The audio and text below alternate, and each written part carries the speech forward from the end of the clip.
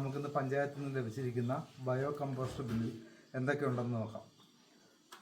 3 ബക്കറ്റുകൾ, 3 bin ഹോൾഡറുകൾ, ഒരു നെറ്റിൻ ക്യാപ്പും, ഒരു ചാക്ക് ഇനാക്കുലം, അതോടൊപ്പം സൗജന്യമായി ലഭിച്ചിരിക്കുന്ന ലീച്ചേറ്റ് കളക്ടിങ് ട്രേയും ബേസുമാണ്. നമുക്കിതിൽ എങ്ങനെ സെറ്റ് ചെയ്യാൻ നോക്കാം. ആദ്യമായി ബേസ് ട്രേ നമുക്ക് അടിവശം ലെവലായിട്ടുള്ള സ്ഥലത്തേക്ക് വയ്ക്കുക. അതിനുശേഷം ഒരു ബിൻ എടുത്ത് ഈ ബേസ് ട്രേക്ക് മുകളിലായി വയ്ക്കുക. ഓക്കെ, അതിനുശേഷം ഒരു ബിൻ ഹോൾഡർ വയ്ക്കുക. വീണ്ടും ബയോ ബിൻ വയ്ക്കുക.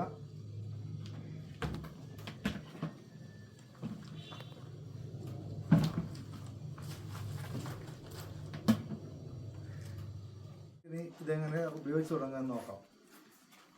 ആദ്യമേ തന്നെ ഇനാക്കുലം ബാഗ് ഓപ്പൺ ചെയ്യുക.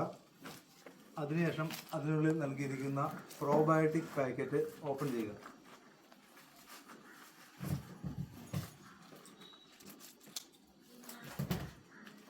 പ്രോബയോട്ടിക് മുഴുവനായും ചാക്കിനുള്ളിലേക്ക് നിക്ഷേപിക്കുക.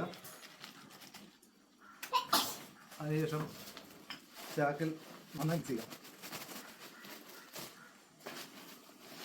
അതിനുശേഷം നമ്മൾ ആദ്യം ഉപയോഗിച്ച് തുടങ്ങുന്നതിന് മുമ്പായി ഒരു സ്വല്പം ശർക്കര, വെല്ലം എടുക്കുക.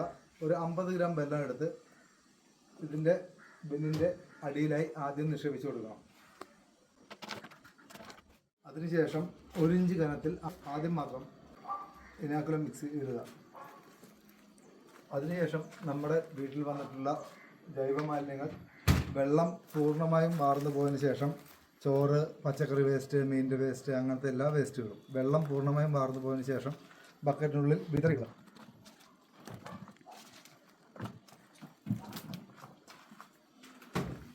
ഉടൻ തന്നെ ഒരു ചെറിയ കനത്തിൽ ഇനാക്കുലം അതിന് മുകളിൽ വാൽനറ്റിന് മുകളിൽ കവർ ചെയ്ത് വയ്ക്കുക.